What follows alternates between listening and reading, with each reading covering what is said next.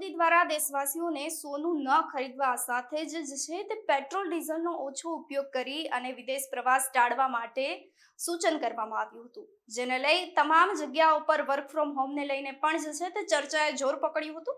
સમગ્ર વિવાદ વચ્ચે ગુજરાતની અંદર ક્યાંક ને ક્યાંક વર્ક ફ્રોમ હોમ આવે તેવી શક્યતાઓ લોકોને લાગી રહી હતી, પરંતુ આજે ગાંધીનગર ખાતે કેબિનેટની બેઠક આયોજિત કરવામાં આવી હતી, જેમાં શું થયું તેને લઈ વિગતવાર ચર્ચા કરીએ। નમસ્કાર, આપ જોઈ રહ્યા છો ન્યૂ ભારત ન્યૂઝ અને હું છું આપની સાથે વલ્લરી વ્યાસ। ગાંધીનગરમાં આજે 15 મેના રોજ મળેલી ગુજરાત સરકારની કેબિનેટની બેઠકમાં ઈંધણ બચત, સરકારી ખર્ચમાં ઘટાડો અને જાહેર પરિવહન મુદ્દે છે તે ચર્ચા વિચારણાઓ કરવામાં આવી। મુખ્યમંત્રી ભૂપેન્દ્ર પટેલે તમામ મંત્રીઓને પોતાના વિભાગોમાં ખર્ચ ઘટાડવા માટે પણ સ્પષ્ટ સંદેશ કર્યો છે। ખાસ કરીને પેટ્રોલ ડીઝલના વપરાશ માટે સરકાર ખર્ચ ઘટાડવા માટે તાકીદ કરી રહી છે, જ્યારે દરેક વિભાગને ઓનલાઈન મીટિંગ કરવા પણ સૂચન કરવામાં આવ્યું છે। વર્ક ફ્રોમ હોમ મામલે પણ છે તે હાલ સીએમએ નિર્દેશ જાહેર કર્યો છે। નાયબ મુખ્યમંત્રી હર્ષ સંઘવીએ જાહેરાત કરતા જણાવ્યું હતું કે આવતીકાલે રાજ્યમાં જાહેર પરિવહન વધુ મજબૂત બનાવવા માટે 300 નવી એસટી બસ સીધી જ સેવામાં મૂકવામાં આવશે। કોઈ પણ છે તે સમારંભ વિના બસોને સીધા જ સેન્ટર પર દોડતી કરવામાં આવશે, જેથી કરીને સામાન્ય નાગરિકોને વધુ સગવડતા મળી રહે।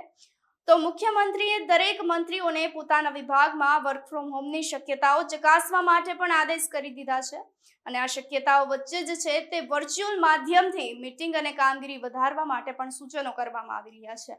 તો ગાંધીનગર ખાતે આયોજિત આ બેઠકમાં હવે સરકારી કર્મચારીને બિનજરૂરી બોલાવવામાં નહીં આવે। આ સાથે જ નિર્ણય પણ કરવામાં આવ્યો છે, જેને લઈ હવે મુખ્યમંત્રી એ મંત્રીઓને લોકાર્પણ અને ખાતમુહૂર્ત જેવા કાર્યક્રમોમાં પણ જવાની મંજૂરી આપી છે, પરંતુ આવા કાર્યક્રમમાં લાંબા સુરક્ષાના કાફલાઓ લઈ જવા માટે પણ કડક સૂચન કરવામાં આવ્યું છે। તો કોઈ પણ મંત્રીઓ જે છે તે હવે સુરક્ષા કાફલાઓ લઈને નહીં જાય। હર્ષ સંઘવીએ આ સમગ્ર વિવાદને લઈને શું કહ્યું, કેબિનેટની બેઠક આયોજિત કરવામાં આવી હતી, ત્યારબાદ હર્ષ સંઘવીએ લોકોને શું સૂચન કર્યું તે સાંભળી લઈએ।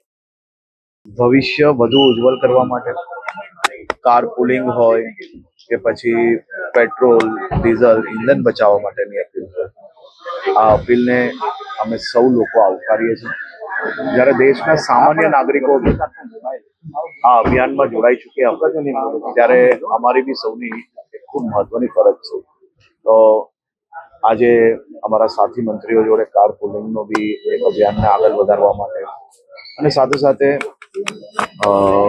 સંપૂર્ણ સુરક્ષાના વિષયો જ્યાર સુધી ધ્યાનમાં રાખીને એના સિવાયનું વધારાની જે કોઈ વ્યવસ્થાઓ છે એને મુક્ત કરવામાં આવી છે, અને વધુ ગાડીઓનો કાફલો અને એ બધી જ વસ્તુઓને મુક્ત કરવામાં આવી છે।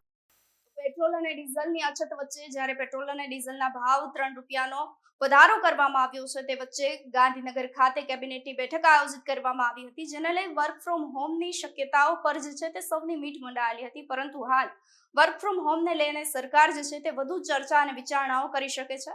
આપનું શું માનવું છે અમને કમેન્ટ કરી ચોક્કસથી જણાવશો। નમસ્કાર।